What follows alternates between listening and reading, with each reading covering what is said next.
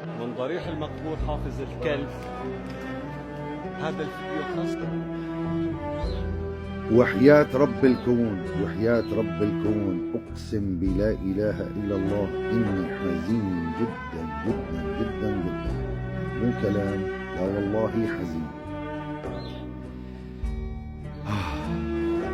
طول 13 سنة كان عندي حلم واحد، والله العظيم لا كنت أحلم لا ببيت ولا ببيت، كنت أحلم بشغله وحياة الله، وحياة الله كنت أحلم أنزل على سوريا وأروح على قبره للندل وأشخ عليه.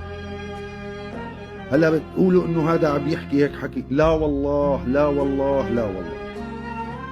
حلمي كان أنزل على سوريا وأروح على قبر المقبور وأشخ عليه. إي والله، وأستمتع والله العظيم.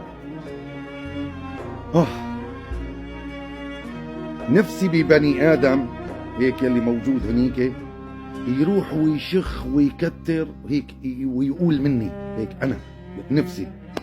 ما بعرف مين، ما بعرف أنا، بس والله العظيم والله العظيم والله العظيم هذا بالنسبة إلي كان حلو وحياة الله. أنا حزين جدا.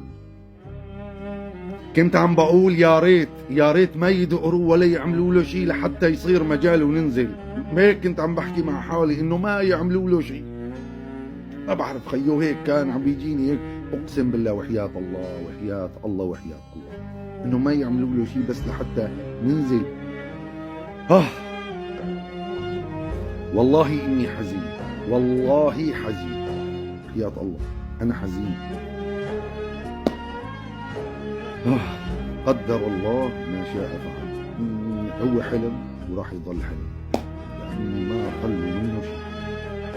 يلي شخ ويلي خرب ويلي دعوس عليه، هذا نهاية كل طائر، هذا نهاية كل طائر. الله لا يرحم، والله لا يرحم ولا واحد من بيت الأسد، ولا بني آدم من بيت الأسد، أب وجد وولد.